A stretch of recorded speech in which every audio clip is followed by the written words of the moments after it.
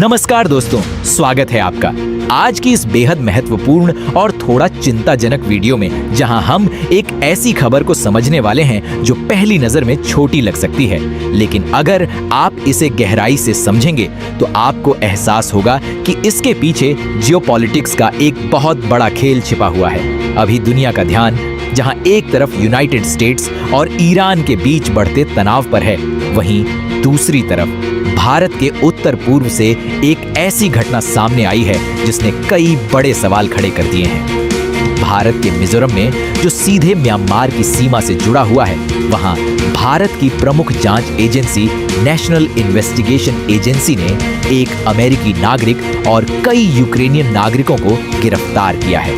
आरोप बेहद गंभीर है। ड्रोन से जुड़ी गतिविधियां, संदिग्ध मिशन और संभावित रूप से किसी सशस्त्र समूह को ट्रेनिंग देने की योजना। अब पहली नजर में आप सोच सकते हैं कि ठीक है, कुछ विदेशी नागरिक नियम तोड़कर पकड़े गए, लेकिन मामला इससे कहीं ज्यादा बड़ा है, क्योंकि इस पूरी घटना के केंद्र में जो व्यक्ति है उसका नाम है मैथ्यू वैन डाइक। और अगर आप अंतरराष्ट्रीय संघर्षों को थोड़ा भी फॉलो करते हैं तो यह नाम आपके लिए नया नहीं होगा। आधिकारिक रिकॉर्ड्स के अनुसार यह व्यक्ति न तो अमेरिकी सेना का हिस्सा है, न ही किसी सरकारी एजेंसी का कर्मचारी है, और न ही इसे कभी आधिकारिक तौर पर CIA का एजेंट घोषित किया गया है। लेकिन दुनिया भर में इसे एक अनोन ऑफिशियल ऑपरेटिव या फ्रीलांस वॉर फाइटर के रूप में जाना जाता है। ऐसा व्यक्ति जो अलग अलग देशों में जाकर अलग अलग संघर्षों में हिस्सा लेता है और कई बार ऐसे ऑपरेशंस का हिस्सा होता है जिनका कोई आधिकारिक रिकॉर्ड नहीं होता। रिपोर्ट्स और इसके अपने बयानों के अनुसार यह व्यक्ति पहले लीबिया के गृह युद्ध में लड़ चुका है, फिर सीरिया में सक्रिय रहा और हाल के वर्षों में यूक्रेन में रूस के खिलाफ लड़ाई में शामिल रहा। यानी यह कोई साधारण पर्यटक नहीं है, यह एक ऐसा व्यक्ति है जो युद्ध क्षेत्रों में सक्रिय रहने का अनुभव रखता है। अब सवाल उठता है, ऐसा व्यक्ति भारत में क्या कर रहा था, और खासकर भारत के उस हिस्से में जो पहले से ही संवेदनशील माना जाता है। जांच एजेंसियों के अनुसार यह लोग टूरिस्ट वीजा पर भारत आए थे, लेकिन इसके बाद इनकी मूवमेंट संदिग्ध हो गई। ये लोग गुवाहाटी पहुंचे, फिर वहां से मिजोरम की ओर गए और बिना जरूरी परमिशन के सीमा क्षेत्र में प्रवेश करने लगे।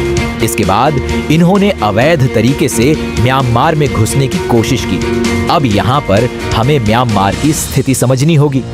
साल 2021 में म्यांमार में सेना ने लोकतांत्रिक सरकार को हटा दिया और सत्ता अपने हाथ में ली। तब से वहां लगातार अस्थिरता बनी हुई है। प्रदर्शन, हिंसा और कई सशस्त्र समूहों का उदय। इन समूहों में से कई ऐसे हैं जो म्यांमार की सेना के खिलाफ लड़ रहे हैं, और यहीं पर यह पूरी कहानी और दिलचस्प हो जाती है, क्योंकि अगर रिपोर्ट्स सही हैं तो मैथ्यू वैन डाइक और उसके साथ मौजूद लोग इन्हीं समूहों को ड्रोन वॉरफेयर की ट्रेनिंग देने जा रहे थे।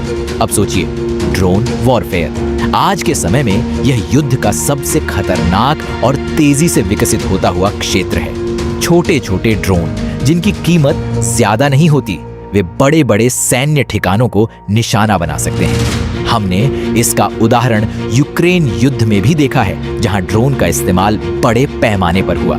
तो अगर कोई व्यक्ति म्यांमार के अंदर ऐसे ग्रुप्स को ट्रेनिंग दे रहा है, तो इसका मतलब है कि वहां संघर्ष और ज्यादा खतरनाक हो सकता है। अब यहाँ पर एक और बड़ा एंगल सामने आता है, जियोपॉलिटिक्स का। म्यांमार इस समय रणनीतिक रूप से बेहद महत्वपूर्ण देश है। एक तरफ चाइना का वहां मजबूत प्रभाव है, वहीं दूसरी तरफ पश्चिमी देश वहां लोकतंत्र की बहाली की बात करते हैं। ऐसे में अगर कोई अनोन ऑफिशियल नेटवर्क वहां सक्रिय होता है तो यह सीधे सीधे एक प्रॉक्सी वॉर की स्थिति बना सकता है, जहां बड़े देश सीधे नहीं बल्कि दूसरे माध्यमों से अपना प्रभाव बढ़ाते हैं। भारत के लिए यह स्थिति और भी संवेदनशील है, क्योंकि म्यांमार भारत का पड़ोसी देश है और वहां की अस्थिरता का सीधा असर भारत के उत्तर पूर्वी राज्यों पर पड़ता है, जैसे अवैध घुसपैठ, हथियारों की तस्करी और सुरक्षा चुनौतियां। इसी वजह से भारत ने इस मामले में सख्त कार्रवाई की है। भारत की नीति साफ है, कोई भी विदेशी व्यक्ति भारत की जमीन का इस्तेमाल किसी तीसरे देश में अस्थिरता फैलाने के लिए नहीं कर सकता। अब अंतर्राष्ट्रीय प्रतिक्रिया भी सामने आने लगी है। यूक्रेन ने अपने नागरिकों की गिरफ्तारी पर आपत्ति जताई है और उन्हें रिहा करने की मांग की है। वहीं यूनाइटेड स्टेट्स ने कहा है कि वह इस मामले से अवगत है, लेकिन फिलहाल ज्यादा जानकारी साझा नहीं कर सकता। अब आगे क्या होगा, यही सबसे बड़ा सवाल है।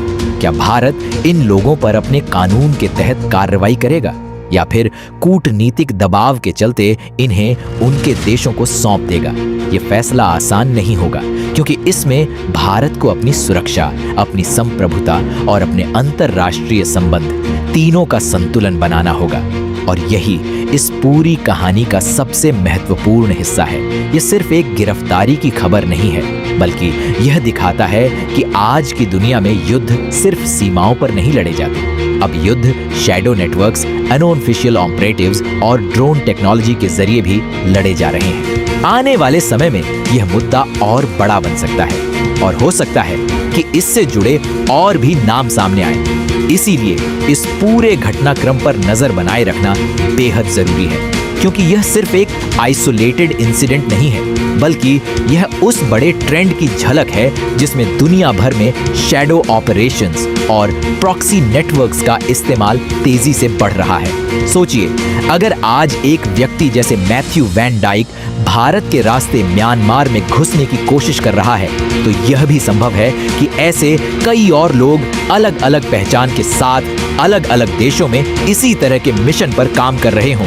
बस फर्क इतना है कि वे अभी तक पकड़े नहीं गए हैं। और यही बात इस पूरे मामले को और ज्यादा गंभीर बनाती है, क्योंकि जब कोई ऑपरेशन आधिकारिक नहीं होता तो उसे ट्रैक करना भी बेहद मुश्किल हो जाता है। न कोई साफ आदेश, न कोई स्पष्ट जिम्मेदारी, सब कुछ डिनायबिलिटी के अंदर होता है। यही वजह है कि बड़े देश कई बार ऐसे अनऑफिशियल नेटवर्क्स का इस्तेमाल करते हैं, ताकि अगर कुछ गलत हो जाए तो वे सीधे तौर पर जिम्मेदार न ठहराए जा सकें। अब भारत के नजरिए से देखें तो यह एक बहुत बड़ा सिक्योरिटी टेस्ट है। भारत को यह तय करना होगा कि वह ऐसे मामलों में कितना सख्त रुख अपनाता है, क्योंकि अगर एक बार यह मैसेज चला गया कि भारत की जमीन का इस्तेमाल इस तरह के ऑपरेशंस के लिए किया जा सकता है, तो भविष्य में ऐसे मामलों की संख्या बढ़ सकती है। साथ ही यह घटना भारत की विदेश नीति के लिए भी एक चुनौती बन सकती है।